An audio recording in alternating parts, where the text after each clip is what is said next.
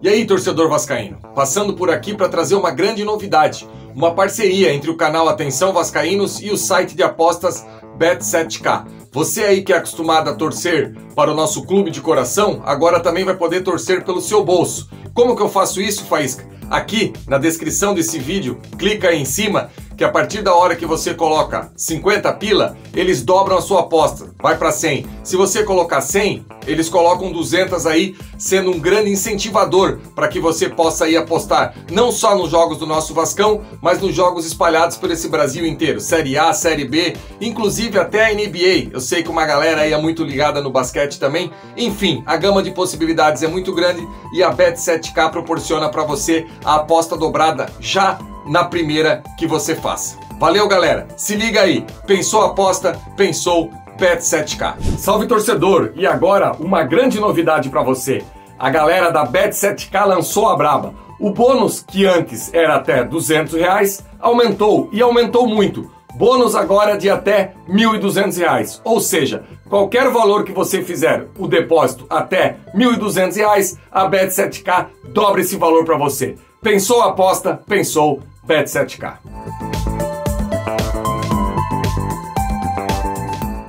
E aí, torcedor vascaíno? Ansioso para a batalha de amanhã? Eu estou muito. E hoje a minha resenha por aqui vai ficar por conta de como o técnico do Vasco, Emílio Faro, pode colocar as suas peças no tabuleiro para enfrentar esse começo avassalador da equipe do Cruzeiro nessa Série B. Pedindo por aqui, deixe seu like, não custa nada, compartilhe esse vídeo nas suas redes sociais e faça chegar aí ao maior número de vascaínos possíveis. Se liga aí!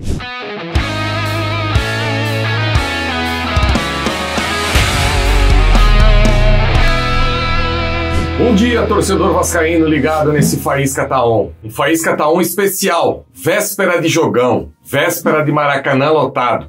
Um Vasco e Cruzeiro aí, talvez o maior confronto que o Vasco terá nessa Série B, por esse início avassalador aí que a equipe do Cruzeiro conseguiu fazer nessas 11 primeiras rodadas da Série B. Deixando claro por aqui que Vasco e Cruzeiro já protagonizaram muitos duelos importantes na história do futebol brasileiro. Talvez o maior deles, a final do Brasileiro de 1974, em que o Vasco acabou vencendo no Maracanã por 2-1. Quem não lembra do gol do Jorginho Carvoeiro aí que dividiu com o goleiro, sobrou para ele colocou para o fundo das redes, um campeonato muito disputado, que para chegar à final até o Cruzeiro, o Vasco eliminou o Santos de Pelé, o último brasileiro que o Pelé disputou aí pela equipe do Santos no ano de 1974. Aliás, o jogo estava 1-0 para o Vasco, Pelé empatou de falta, uma cobrança magistral, e daí um tal de Roberto Dinamite, que o torcedor do Vasco tem vaga lembrança, acabou desempatando no finalzinho aí 2-1 para o Vasco, e o Vasco teve a possibilidade de fazer essa final aí contra o Cruzeiro. Outro jogo que marcou muito aí um Vasco e Cruzeiro foi também aquela semifinal da João Avelange de 2000. Até hoje eu não sei como o Vasco conseguiu aquele efeito. Obviamente o Vasco tinha praticamente uma seleção brasileira, aquela equipe. Só que, não esqueçamos, que naquela semana, na quarta-feira, o Vasco venceu a Mercosul. E o jogo contra o Cruzeiro já foi no sábado. E quando o Vasco voltou de São Paulo, naquela vitória contra o Palmeiras, para o Rio de Janeiro, foi só festa, desfile no carro do Corpo de Bombeiros, os jogadores acho que não fizeram nem uma sessão de treino até o sábado, e o Vasco foi lá, e olha que era um Cruzeiro forte, um Cruzeiro aí treinado por Luiz Felipe Scolari, um Cruzeiro de Sorin, um Cruzeiro realmente que era encorpado. O Vasco aí 3-1, gol do Juninho Pernambucano, uma falta daquela que só ele sabia cobrar. Depois o Euler num passe do Júnior Baiano, lindo, lindo, lindo, acabou dando um giro em cima do Clebão. E por último o Romário entrou com bola e tudo, e o Vasco foi para a final de São Caetano. E o final dessa história todo mundo sabe. Enfim, como eu gosto aqui de puxar e deixar claro na memória do torcedor esses jogos, o quanto esse Vasco já foi grande e voltará da onde ele nunca deveria ter saído. E para domingo o Vasco enfrenta esse osso duro, um Cruzeiro aí que vem de 8 vitórias consecutivas nessa Série B, um Cruzeiro que andou mudando o seu estilo de jogo logo no início da competição. O técnico Pesolano acabou optando por 3 zagueiros e um desses zagueiros não estará presente na partida do próximo domingo. O Eduardo Brock acabou levando o 3º cartão amarelo, ainda bem, Porque com esses 3 zagueiros do Cruzeiro, o Lucas Oliveira, o Zé Ivaldo, que é do Atlético Paranaense, emprestado ao Cruzeiro, o Eduardo Brock, nos últimos 9 jogos que eles aturaram juntos, sabe quantos gols o Cruzeiro levou, torcedor? Nenhum. O Cruzeiro acabou levando um gol contra o Operário, mas o Lucas Oliveira aí estava suspenso. Então, se tem algo para ser comemorado, é essa suspensão do Eduardo Brock. O Cruzeiro joga com 3 zagueiros, do lado direito o Léo Paz, o uruguaio, que faz um ala ali, um meio-campista pela direita.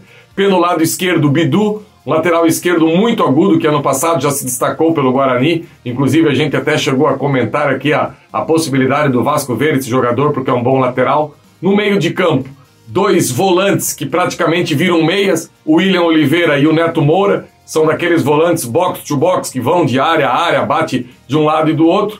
E na frente a equipe do Cruzeiro aí atua com basicamente 3 atacantes. Aí talvez seja a única dúvida dessa equipe do Cruzeiro para o jogo do próximo domingo. Edu confirmado lá na frente, um 9 de referência, que ano passado foi o artilheiro pelo Brusque. Esse ano também vem sendo artilheiro aí pelo Cruzeiro. Ao seu lado, Jajá, outro atleta do Atlético Paranaense, que acabou sendo emprestado ao Cruzeiro. E daí talvez a única dúvida aí do técnico uruguaio. Entre o Rafael Silva, que jogou o último jogo, Rafael Silva que fez toda uma carreira aí no futebol japonês e também no futebol chinês. Nos últimos 8 anos, jogou 4 anos no Japão e 4 anos na China. Foi repatriado esse ano pelo Cruzeiro. Ou então a entrada do Canezin, que tem essa possibilidade aí de entrar no lugar do Rafael Silva. Talvez aí sendo um planejamento que eles vêm seguindo, já que quando ele atuou aí tanto no Japão quanto na China, não tinha essa sequência, essa loucura aí que é o Campeonato Brasileiro.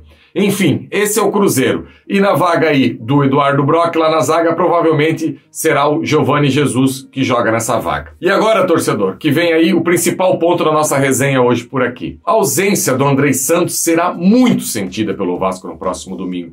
Porque dos jogadores disponíveis aí para ser o substituto, eu vejo apenas o Juninho, que tem as características mais parecidas com o Andrei. E a gente sabe que o Juninho vem de um histórico de quase 1 mês e meio aí de lesões, tentou voltar, sentiu novamente, provavelmente será relacionado aí para o jogo de domingo contra o Cruzeiro, mas para iniciar uma partida com o Juninho é meio pesado por esse tempo de inatividade. A outra possibilidade mais concreta, que é o que deve ocorrer, é o Matheus Barbosa.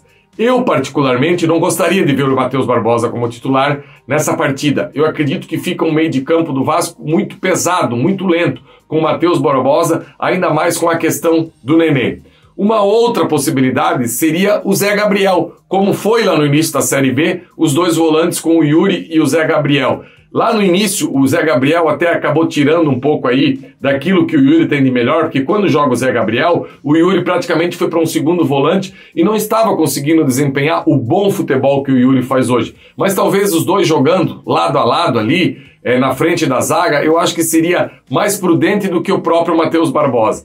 Uma outra possibilidade que também tem, eu estou passando aqui, torcedor, possibilidades que tem dentro do nosso elenco. Lá no início do trabalho do Zé Ricardo, eu não sei se o torcedor lembra, lá nos jogos treinos, quem fazia essa função aí de segundo volante no elenco do Vasco era o Vitinho, que foi relacionado no último jogo. Que, aliás, teve uma partida muito boa no Campeonato Carioca e depois disso caiu de produção e, estranhamente, não teve mais oportunidade alguma. E se você for olhar as qualidades do Vitinho, talvez seja ele, juntamente com o Juninho, que eu falei lá atrás, que mais se aproxime do Andrei Santos, porque é um volante de mobilidade, um volante que bate na área e volta para fazer essa recomposição. Então, o meu medo com o Matheus Barbosa é que o Vasco vai sofrer muito nessa recomposição, sendo que do lado de lá tem 2 alas que atacam muito, principalmente o Bidu tá toda hora aí buscando o fundo, mais o Jajá de velocidade aí, talvez Rafael Silva ou Canezin. Então eu vejo que o Vasco precisaria de mais mobilidade nesse meio de campo. Como que o técnico aí, Emiliano Faro, vai fazer para montar essa equipe? Eu estou curioso. O que eu quero deixar claro aqui é que se ele não vir de Matheus Barbosa, eu vejo que qualquer uma dessas 4 possibilidades eu vou entender, sabe? Em nenhum momento ele vai inventar. Talvez, se ele botar o Vitinho vai estar sem ritmo de jogo, não tenho dúvida alguma, o Vitinho está sem ritmo de jogo nenhum. O mais apropriado hoje seria o Juninho, mas também tem essa questão de ritmo de jogo pelo tanto de tempo que está fora. Então assim, por aquilo que eu vejo hoje, eu ficaria em dúvida aí entre o Matheus Barbosa, mesmo temendo a sua atuação, porque eu acho que fica muito lento, mas eu olharia com bons olhos a questão de talvez colocar o Zé Gabriel ali para poder dar um suporte ao lado do Yuri. Lembrando que o Zé Gabriel tem uma boa saída de bola, ele sabe jogar assim e consegue, ao lado do Yuri, dar uma consistência que eu acho que o Vasco vai precisar para esse jogo de domingo. E outra coisa, algo que toda hora eu bato nessa tecla aqui, o futebol mudou, futebol mudou, futebol mudou. Pelas extremas, o Vasco vai precisar mais do que nunca, se for Peck e Figueiredo, que taticamente eles consigam acompanhar esses alas, porque não dá para deixar, por exemplo, ali de mano, o Bidu caindo para cima do Gabriel Dias. Pelo lado direito, a mesma coisa, o Léo Paz para cima do Edmar. Então é um jogo de xadrez, que o Vasco vai precisar mexer essas peças aí para tentar neutralizar a equipe do Cruzeiro. E quando tiver a bola, jogar, ter coragem para jogar. Uma pena o Vasco